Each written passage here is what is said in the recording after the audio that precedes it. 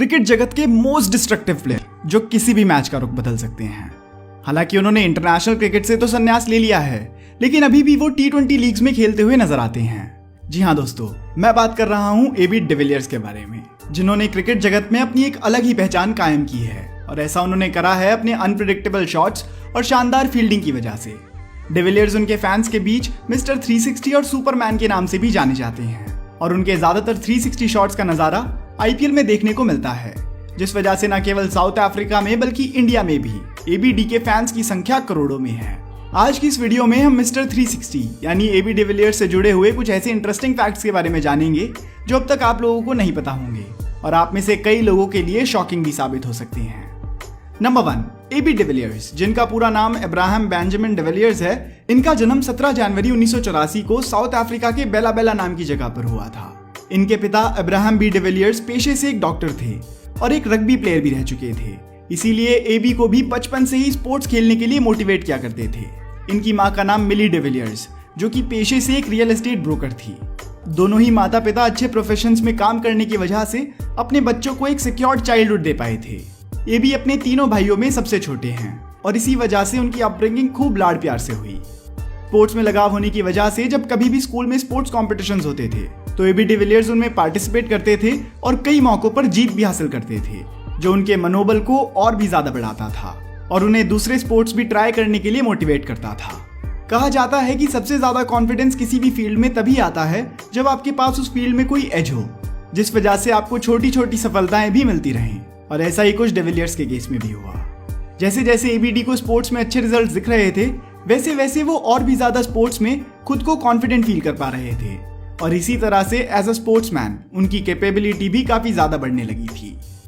Number 2, ABD के पिता खुद एक रग्बी प्लेयर थे, जिस वजह से वो AB डिविलियर्स को भी अक्सर स्पोर्ट्स के लिए मोटिवेट करते रहते थे और बचपन से AB डिविलियर्स को भी फुटबॉल और रग्बी जैसे गेम्स काफी ज्यादा पसंद थे। बल्कि बचपन में तो AB फुटबॉल प्लेयर बनने के लिए प्रैक्टिस भी किया करते थे, लेकिन एक बार जब वह फुटबॉल टूर्नामेंट के लिए अपनी टीम के साथ प्रैक्टिस कर रहे थे तब उनके पैरों में चोट लग जाने की वजह से उन्हें टीम से निकाल दिया गया और वो चोट काफी लंबे समय तक ABD के लिए परेशानी बनी रही, जिस वजह से उनका फुटबॉल करियर वहीं पर खत्म हो गया। इसके बाद से वो थोड़े दुखी और डिप्रेस्ड भी हो गए थे, लेकिन एक स्पोर्ट्समैन की यही खासियत होती है कि वो बाउंस बैक करता है और ऐसा ही कुछ AB डिविलियर्स ने भी करा और खुद को दूसरे स्पोर्ट्स की तरफ फोकस रखा। एक और बहुत बड़ी सीख जो हमें डिविलियर्स के करियर से मिलती है वो ये है कि कई बार जब हम मुश्किल परिस्थितियों से गुजर रहे होते हैं तो उनको पूरी तरह से समझना काफी मुश्किल होता है, पर जब हम अपनी जिंदगी में पीछे मुड़कर देखते हैं तब हम कई ऐसी मुश्किलों का भी सेंस बना पाते हैं जिनका अंदाजा उस वक्त लगाना काफी मुश्किल होता। जैसे कि अगर डिविलियर्स को उस वक्त फुटबॉल टीम से नहीं निकाला जाता तो वो शायद कभी क्रिकेट को मौका ही नहीं दे पाते और वो अपने क्रिकेट के एक्स्ट्राऑर्डिनरी टैलेंट को भी कभी डिस्कवर नहीं कर पाते।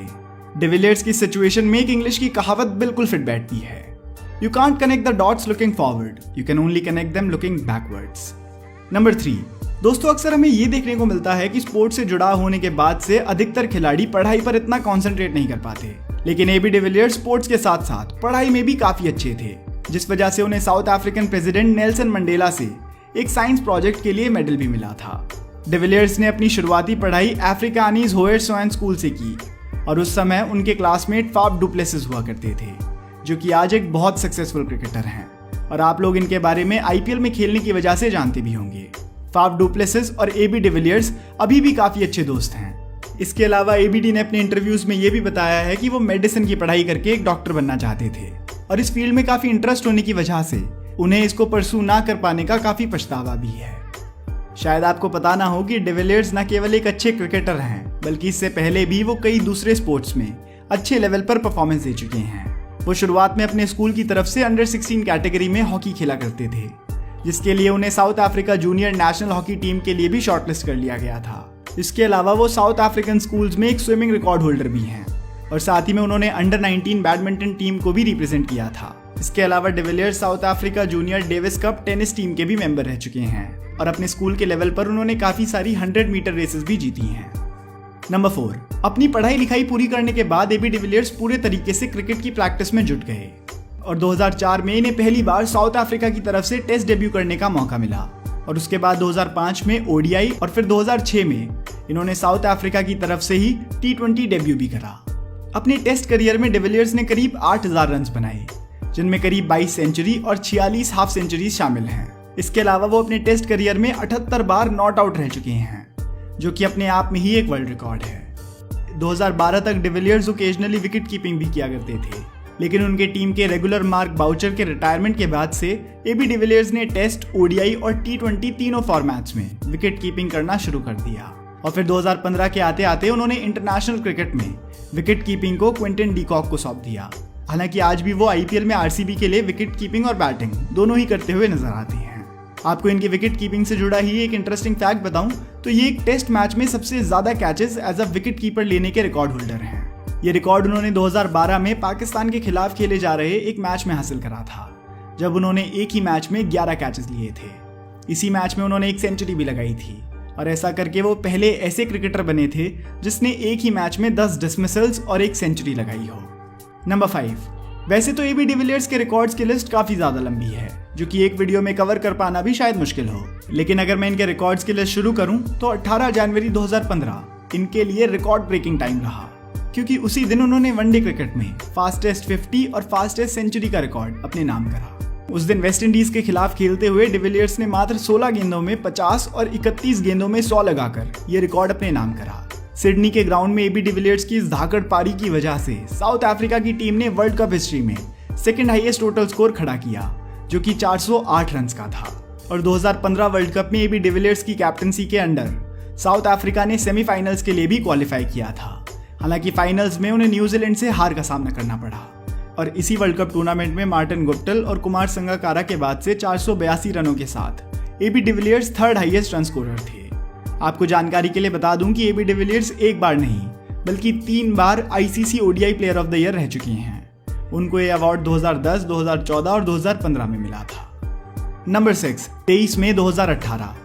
ये तारीख एबी डिविलियर्स के फैन के लिए काफी इमोशनल तारीख रही, क्योंकि उसी दिन एबी डिविलियर्स ने ट्विटर पर एक वीडियो अपलोड करते हुए 114 टेस्ट मैचेस, 228 ओडीआईज और 78 T20s खेलने के बाद सभी इंटरनेशनल क्रिकेट फॉर्मेट से संन्यास ले लिया और तय करा कि वो अब सिर्फ T20 लीग्स में ही खेला करेंगे। उनके इस रिटायरमेंट डिसीजन के बारे में काफी चर्चा की गई, क्योंकि इस वक्त डिविलियर्स अपने प्राइम फॉर्म में थे और उनके फैंस के हिसाब से अभी कई साल और डिविलियर्स अपने देश के लिए अच्छा क्रिकेट खेल सकते थे।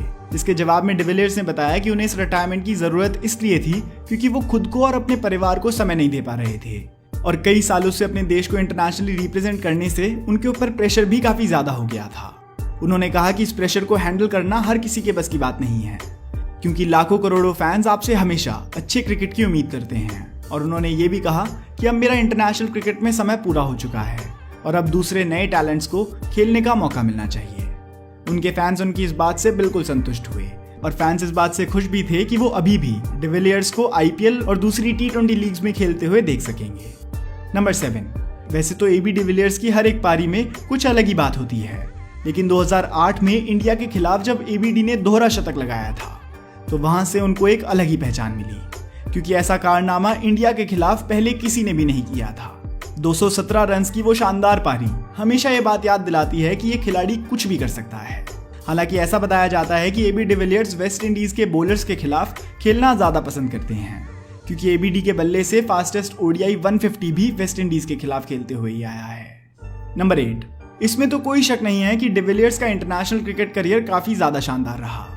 अपनी दमदार बैटिंग और फील्डिंग से उन्होंने लोगों के दिलों में अपनी एक अलग ही जगह बनाई, लेकिन इसके साथ साथ उनका डोमेस्टिक और फ्रेंचाइजी करियर भी एक अलग ही लेवल पर रहा है। उन्होंने अपने आईपीएल करियर की शुरुआत 2008 में दिल्ली डेयरडेविल्स की तरफ से की थी, और 2009 के सीजन में वो दिल्ली डेयरडेविल्स की टीम के लिए हाईएस्ट रन स्कोरर रहे थे।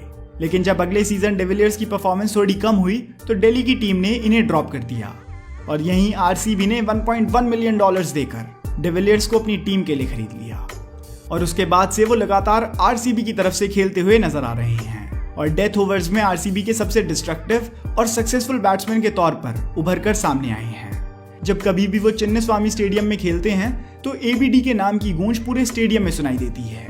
इतना ही नहीं, बल्कि top 5 highest runs in a single match के लिस्ट में 5 में से 2 स्कोर्स डिविलियर्स के नाम पर ही हैं। एक बार जब उन्होंने मुंबई इंडियंस के अगेंस्ट 2015 में 133 रन बनाए थे, और एक बार जब 2016 में गुजरात लायंस के अगेंस्ट उन्होंने 129 रन बनाए थे। डिविलियर्स ने अपने 175 मैचेस में 5053 रन बनाए हैं, जिसमें 3 सेंचुरीज और 40 हाफ सेंचुरीज शामिल हैं। और टॉप 10 मोस्ट रन गेटर्स की लिस्ट में डिविलियर्स वो बैट्समैन हैं जिनका स्ट्राइक रेट सबसे ज्यादा रहा है। उन्होंने अपने आईपीएल करियर में 152 के स्ट्राइक रेट से बैटिंग करी है, जो कि अपने आप में ही उनके बैटिंग स्टाइल को स्पष्ट कर देती है। इसके अलावा एबी डिविलियर्स अपने फॉर्मर टीममेट क्रिस गेल के बाद आईपीएल में सबसे ज्यादा छक्के लगा चुके हैं।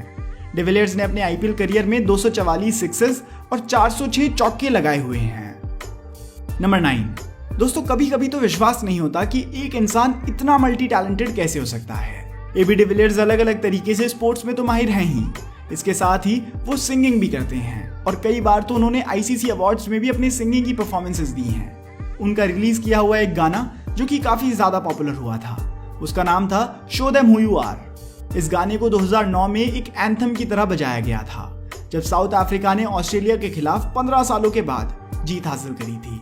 और इस जीत में भी एबी डिविलियर्स के चौकों और छक्कों की बहुत बड़ी भूमिका रही थी। इसके बाद 2010 में एबी डिविलियर्स ने एम्पी डू प्रीस के साथ कोलैबोरेशन करी, जिससे उन्होंने अपना म्यूजिक डेब्यू किया और अपनी म्यूजिक एल्बम को लॉन्च करा, जिसका नाम उन्होंने मार्क जू ड्रोम वॉर रखा था, जिसका मतलब है make your dreams come true. इसके अलावा आरसीबी के को ओनर सिद्धार्थ माल्या के साथ एक इंटरव्यू में एबी डिविलियर्स हिंदी में भी गाना गाते हुए नजर आए थे, जहां पर उन्होंने ये दोस्ती हम नहीं तोड़ेंगे गाना गाया था। नंबर 10। एबी डिविलियर्स की जिंदगी की कहानी और क्रिकेट करियर वाकई में ही लाजवाब रहा है, लेकिन उनकी लव स्टोरी भी काफी इंटरेस्टिंग रही है। उनकी वाइफ का नाम डेनियल डिविलियर्स है। एबी और डेनियल ने एक दूसरे को 5 सालों तक डेट करा था, जिसके बाद फाइनली 2012 में एबी डिविलियर्स ने डेनियल को ताजमहल में प्रपोज किया, जिसके बाद 30 मार्च 2013 को उन्होंने शादी करी और आज इनके 2 बेटे और 1 बेटी हैं। तो दोस्तों, यही थी एबी डिविलियर्स की कहानी और उनके क्रिकेट करियर से जुड़े हुए कुछ इंटरेस्टिंग फैक्ट्स। मैं उम्मीद करता हूं कि आपको ये वीडियो पसंद आई होगी। अगर आपको ये वीडियो पसंद आई हो तो आप इस वीडियो को लाइक करके हमारा मनोबल बढ़ा सकते हैं। और अगर आप ऐसी वीडियो पहली बार देख रहे हैं और ऐसी और वीडियोस देखना चाहते हैं तो दोस्तों इस चैनल को सब्सक्राइब कर लीजिए, क्योंकि मैं आपके लिए ऐसी वीडियोस लाता रहूँगा। धन्यवाद।